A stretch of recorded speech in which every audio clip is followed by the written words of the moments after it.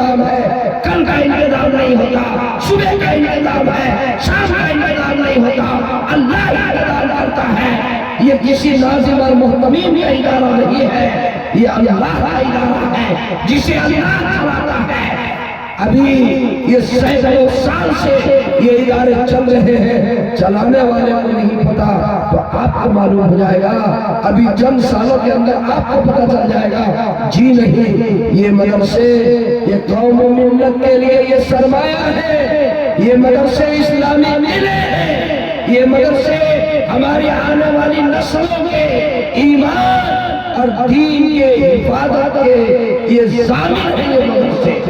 اور ہمیں یقین ہے قوم کے نونہالوں سے ہمیں یقین ہے، یہ رانی ڈی اور قرب و جوار سے آئے ہوئے تمام لوگوں سے مجھے یقین ہے یہ مدرسہ آپ کے اس علاقے کے لیے، اس خطے کے لیے یہ بہت عظیم سرمایہ ہے۔ الحمدللہ اس مدرسے سے سینکڑوں بلکہ ہزاروں بچے اب تک پڑھ کر کے نکل چکے ہیں اور ملک ہندوستان کے کونے کونے میں اور چپے چپے میں دینی خدمات انجام دے رہے ہیں۔ اے رانی ڈی کے میرے نوجوان دوستو اور اے رانی ڈی کے میرے ذمہ دار بھائیو، میں آپ کو مبارکباد پیش کرتا ہوں۔ یقیناً یہ آپ کے گاڑی کمائی کے پیسوں سے یہ ادارہ چل رہا ہے اور مجھے امید ہے کہ اسی طریقے سے آپ کے تعاون سے یہ ادارہ چلتا رہے گا۔ مجھے یقین ہے بھائی اٹھنے کا ماحول نہ بنا۔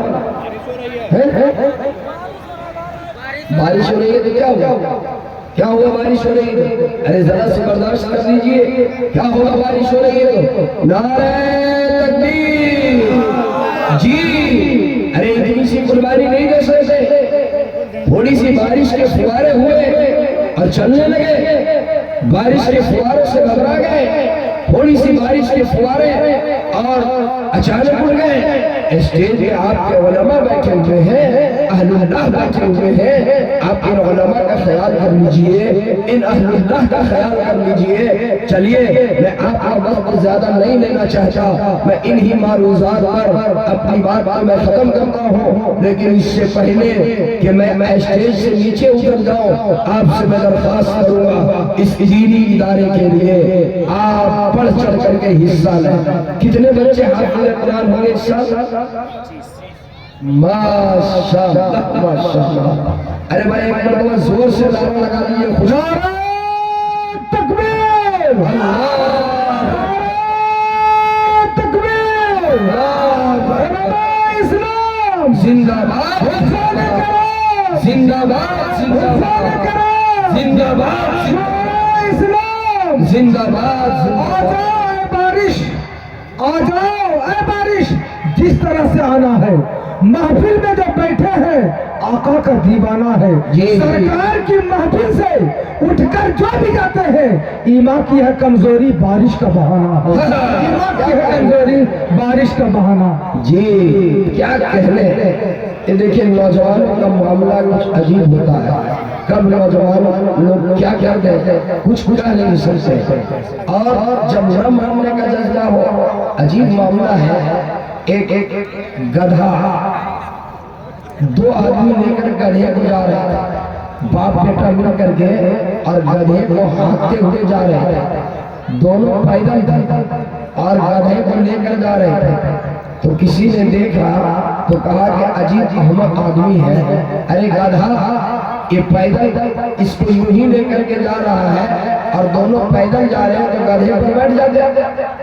انہوں نے سوچا کہ ہاں یہ غلطی تو ہوئی، تو ایسا کیا کہ دونوں گدھے کے اوپر بیٹھ گئے، باپ بھی بیٹھ گیا اور بیٹا بھی بیٹھ گیا۔ آگے بڑھا تو کہا کہ عجیب بے وقوف آدمی ہے، بدمعاش آدمی ہے، گدھے کے اوپر ظلم کر رہے ہیں، ارے ایک ایک کر کے بیٹھنا چاہیے، دونوں بیٹھ گئے۔ خیال آیا کہ اچھا تو باپ اتر گیا، بیٹا اتر گیا اور باپ بیٹھے رہا۔ آگے بڑھا تو کسی نے کہا کہ عجیب ظالم آدمی ہے، بیٹے کو لکیر پکڑوا دیا اور خود بیٹھ گیا۔ آگے بڑھا تو خود اتر گیا اور بیٹے کو بیٹھا دیا۔ اب آگے بڑھا تو کسی نے کہا کہ عجیب گستاخ لڑکا ہے، باپ لکیر پکڑ کر کے چل رہا ہے اور بیٹا بیٹھا ہوا ہے۔ تنگ آ کر کے دونوں باپ بیٹے نے فیصلہ کیا کہ اب دونوں گدھے کو اٹھا لیتے ہیں کندھے پہ. دونوں باپ بیٹا مل کر اگر گدھے کو اٹھا لیا کندھے پہ تو آگے لوگوں نے دیکھا کہ عجیب احمد آدمی ہے, عجیب بیوقوف آدمی ہے, ارے گدھا پر بیٹھا جا رہا ہے کہ گدھا کو کندھے پر اٹھایا جا رہا ہے. دیکھیے جب ماننے کا جذبہ نہ ہو تو کچھ بھی کر کے دیکھ لیجیے, اور ماننے کا اگر جذبہ ہو, دیکھیے ایک بات کہتا ہوں, جنت اللہ نے جنت بنائی, اور جنت میں کون داخل ہو, سخی یا بخیل؟ ارے بولیے زور سے بولیے, سخی داخل ہوگا, بخیل نہیں. جیسی تقریر سمجھ میں آئے گی ویسی ہی تقریر کروں گا, آپ کو یہ بات سمجھ میں آ رہی ہے. اور جو سخی ہوتا ہے نا وہ کسی کے روکنے سے نہیں رکتا, اور جو بخیل ہوتا ہے وہ کسی کے سمجھانے سے بھی نہیں دیتا. بعض گھروں کا معاملہ یہ ہے کہ میاں بیوی دونوں سخی, اور بعض گھروں کا معاملہ یہ ہوتا ہے کہ میاں بیوی دونوں بخیل, اور بعض گھروں میں معاملہ یہ ہوتا ہے کہ شوہر تو سخی ہے لیکن بیوی بخیل, اور بعض گھروں میں اس کا الٹا کہ بیوی سخی اور شوہر بخیل. چونکہ اس جلسے میں مرد حضرات بھی ہیں اور ان کی بیگمات بھی پردے میں ہیں, عورتیں بھی ہیں, اس لیے میں سنا رہا ہوں. ایک بادشاہ بہت بڑا سخی تھا, فیاض تھا, دینے کا مزاج تھا, عام اس کا دسترخوان تھا, بیوی بہت بخیل تھی. ایک مچھوارا ندی میں مچھلی پکڑنے کے لیے گیا اور مچھلی پکڑ کر کے بادشاہ کے دربار میں لایا اور کہا کہ بادشاہ سلامت, یہ دیکھیے کتنی خوبصورت مچھلی ہے, پورے دن محنت کر کے اور اس مچھلی کو صرف اور صرف آپ کے لیے اس کو میں نے پکڑا اور آپ کی خدمت میں لایا. بادشاہ نے مچھلی کو دیکھا, بہت خوش ہوا, واقعتاً مچھلی بہت اچھی ہے, بہت خوبصورت ہے, بہت نرالی ہے. اپنے وزیر کو بلایا اور بلا کر کے کہا اس کو 200 درہم انعام دے دو. کتنا انعام دو؟ بولیے نا, 200 درہم. بیوی دیکھ کر بخلا گئی, بخیل تھی, کہنے لگی 500 گرام کی مچھلی اور 200 درہم, آپ کی عقل نہیں ہے کیا؟ آپ کی عقل چلی گئی ہے؟ پیسہ واپس لیجیے اور مچھلی واپس کر دیجیے. 500 گرام کی مچھلی اور 200 درہم. بادشاہ نے کہا اے بیوقوف, میں بادشاہ ہوں, کچھ تو عزت رہنے دو, میں بادشاہ ہوں, کچھ تو میری عزت رہنے دو. آپ دے دیا تو جانے دو. کہا نہیں, آپ کی عزت بھی بچاؤں گی اور پیسہ بھی واپس آ جائے گا. تدبیر میرے پاس ہے. کہا کیا تدبیر ہے؟ کہا تدبیر یہ ہے, آپ اس کو بلائیے اور بلا کر یہ پوچھئے کہ یہ مچھلی نر ہے یا مادہ ہے. اگر وہ کہے گا کہ نر ہے تو آپ کہیے کہ نہیں, مجھ کو نر کی ضرورت نہیں ہے, میں تو مادہ کھاتا, واپس کرو. اور اگر کہے گا مادہ ہے تو آپ کہیے گا کہ نہیں, ہمیں مادے کی ضرورت نہیں ہے, ہم تو نر پسند کرتے ہیں, واپس کرو. اس طریقے سے مچھلی واپس ہو جائے گی اور پیسہ آپ کو مل جائے گا. بلایا ہے, کہا کہ بھائی ایک بات پوچھنا بھول گئے, یہ بتاؤ کہ یہ مچھلی جو تم نے پکڑ کر کے لائی, یہ مچھلی نر ہے یا مادہ؟ کہا کہ بادشاہ سلامت, وہ مچھوارا بھی بادشاہ کا باپ. کہا کہ بادشاہ سلامت, یہ مچھلی نہ نر ہے اور نہ مادہ ہے, یہ تو مخصوص مچھلی ہے, ہزاروں میں ایک پکڑی جاتی ہے. بادشاہ سلامت بڑی محنت کر کے آپ کے لیے پکڑ کر کے لایا, یہ نہ نر ہے نہ مادہ. بادشاہ بہت خوش ہوا اس کے جواب سے, وزیر کو بلایا اور کہا کہ 200 درہم اور دے دو. 200 درہم اور دے دو. اب وہ بخلا گئی بیوی کہ پہلے سے 200 درہم گیا تھا, اب کتنا چلا گیا؟ 400 درہم چلا گیا. وہ مچھوارا جا رہا تھا, بیوی پیچھے سے اس کی بادشاہ کی جو ملکہ تھی وہ دیکھ رہی تھی. اس نے دیکھا کہ راستے میں دربار میں ایک سکہ پڑا ہوا تھا, وہ سکہ اٹھا کر کے اور مچھوارے نے اپنے جیب میں ڈال دیا. اس کو موقع مل گیا، کہا کہ بادشاہ سلامت عالی جان میرے سرتاج دیکھیے یہ کتنا کم بخت آدمی ہے، آپ نے 400 درہم انعام دے دیا، اس کے باوجود بھی اس کو صبر نہیں ہوا، اس نے دربار شاہی سے چوری کر لیا، ایک سکہ اٹھا کر کے اس نے جیب کے اندر ڈال لیا۔ اس کو واپس بلائیے، واپس بلائیے، اور اس کو پوچھئے، اس کی پرسش کیجئے، باز پرس کیجئے، اس نے دربار سے کیوں سکہ اٹھا؟ بادشاہ نے اس کو واپس بلایا اور بلا کر کے پوچھا، یہ بتاؤ میں نے تمہارے ساتھ اس قدر اچھا معاملہ کیا، ایک مچھلی 500 گرام اور 400 درہم میں نے انعام کے طور پر دیا، پھر بھی تم جاتے ہوئے میرے دربار سے ایک سکہ اٹھا کر جیب میں ڈالا، کیوں تم نے یہ حرکت کی؟ کہا بادشاہ سلامت اصل بات یہ ہے میں چلا جا رہا تھا، میری نگاہ پڑی سکے کے اوپر، سکہ پڑا ہوا تھا، اس سکے پر میری نگاہ پڑی، میں نے دیکھا کہ اس سکے پر آپ کی تصویر چھپی ہوئی ہے، اس سکے پر آپ کی تصویر چھپی ہوئی ہے، میرے دل میں یہ خیال آیا کہ کہیں ایسا نہ ہو کہ بادشاہ کی تصویر پر کسی کا پاؤں لگ جائے، اس لیے بادشاہ سلامت میں نے اس سکے کو اٹھایا اور پہلے اس کو میں نے بوسا دیا، میں نے اس کو چوما، اس کے بعد اس کو میں نے جیب کے اندر ڈال لیا۔ بادشاہ بہت خوش ہوا، وزیر کو بلایا اور کہا 200 درہم اور دو۔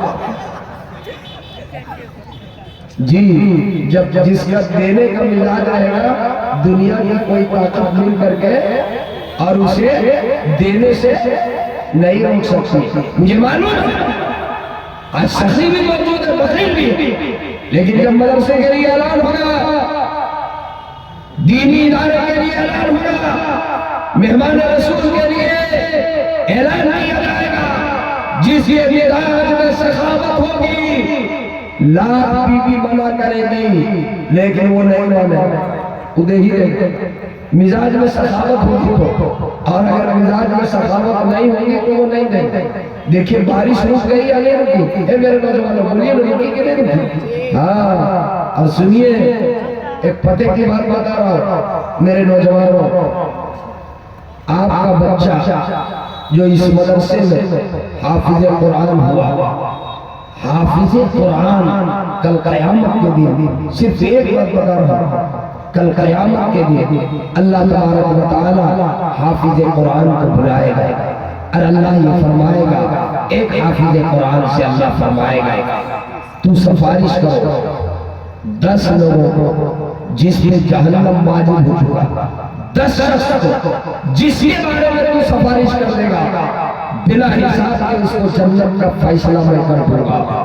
اللہ فرمائے گا وہ حافظ قرآن اللہ جو صبح فجر کے بعد بھی قرآن پڑھتا تھا، عصر کے بعد، ظہر کے بعد قرآن، مغرب کے بعد قرآن، عشاء کے بعد قرآن، تہجد کے بعد قرآن، فجر کے بعد قرآن، تو اٹھتا تھا تہجد کے بعد اٹھتا تھا تو قرآن کی تلاوت کرتا تھا، فجر کے بعد اٹھتا تھا قرآن کی تلاوت کرتا تھا، ناشتہ کے بعد اٹھتا تھا قرآن کی تلاوت کرتا تھا، ظہر کے بعد بیٹھتا تھا قرآن کی تلاوت کرتا تھا، مغرب کے بعد بیٹھتا تھا قرآن کی تلاوت کرتا تھا، اور تہجد کے وقت جب پورے رانی دی اور سرونی اور چاندنی چوک اور گڈا کے لوگ سوئے ہوئے ہوتے تھے، اس وقت دارالعلوم رانی دی میں پڑھنے والا بچہ استاد اسے اٹھا دیتا تھا، وہ اٹھ کر قرآن کی تلاوت شروع کر دیتا تھا۔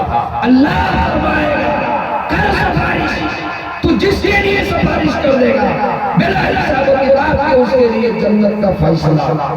میرے دوستو وہ حافظ قرآن جہاں اپنے والد کے لیے سفارش کرے گا، اپنی والدہ کے لیے کرے گا، اپنے دادا کے لیے کرے گا، اپنی دادی کے لیے کرے گا، اپنے نانا کے لیے سفارش کرے گا، اپنی نانی کے لیے سفارش کرے گا، وہی وہ حافظ قرآن اس کے لیے بھی سفارش کرے گا جو اسے حافظ بنانے میں مدد کیا ہوگا، حافظ بنانے میں اس کی کفالت کیا ہوگا۔ مدرسے میں پڑھنے کے زمانے میں اس کے لیے کھانے کا انتظام کیا ہوگا، اس کے لیے کمبل کا انتظام کیا ہوگا، اس کے لیے پانی کا انتظام کیا ہوگا، اس کی کفالت کیا ہوگا، اس کو پڑھنے کے زمانے میں 500 روپے دیا ہوگا، 50 روپے دیا ہوگا، محبت کی نگاہ سے دیکھا ہوگا، پیار سے اس کو دیکھا ہوگا۔ وہ کہے گئے اللہ جب میں مدرسے میں پڑھتا تھا اس لیے مجھے محبت کی نگاہ سے دیکھا، اللہ میں مدرسے میں پڑھتا تھا اس لیے میرے لیے کھانے کا انتظام کیا تھا، اللہ میں مدرسے میں پڑھتا تھا اس لیے میرے لیے کمبل کا انتظام کیا تھا، اللہ میں مدرسے میں پڑھتا تھا اس لیے مدرسے کی عمارت بنوا دی تھی۔ اے میرے دوستو، دنیا سے ہم چلے جائیں گے، پیسہ جو ہمارا رہ جائے گا وہ ہمارے وارثین کا ہو جائے گا۔ اللہ کے واسطے میں کہہ رہا ہوں وہ پیسہ آپ کا کوئی کام نہیں آئے گا جو آپ کی اولاد کے لیے رہ جائے، وہ پیسہ آپ کا کام آئے گا جو پیسہ آپ نے اللہ کی راہ میں لگا دیا، مدرسوں میں دے دیا، مسجدوں میں دے دیا، یتیم بچوں کی کفالت کر دیا، غریب بچوں کی کفالت کر دیا، بیماروں کی کفالت کر دیا۔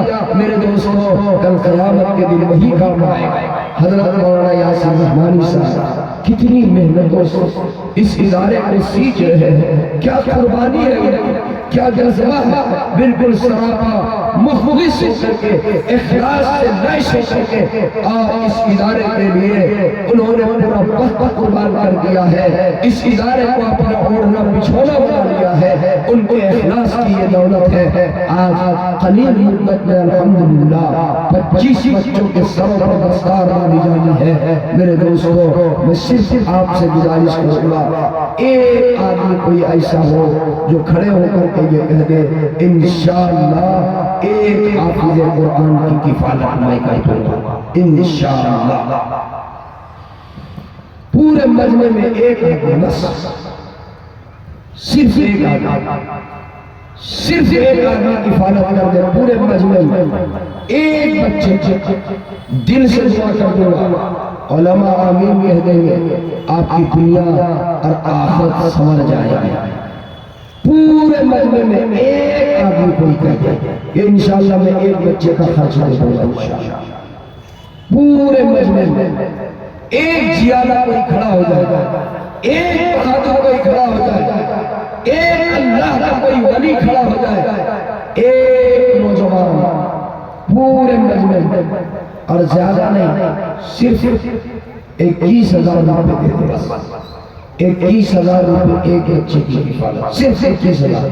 30,000 نہیں مانگا، 40,000 نہیں مانگا، 50,000 نہیں مانگا، ایک ساتھ نہیں مانگا، قسطوں میں دے دے، ایک قسط میں نہیں، 2 قسط میں دے دے، 3 قسط میں دے دے۔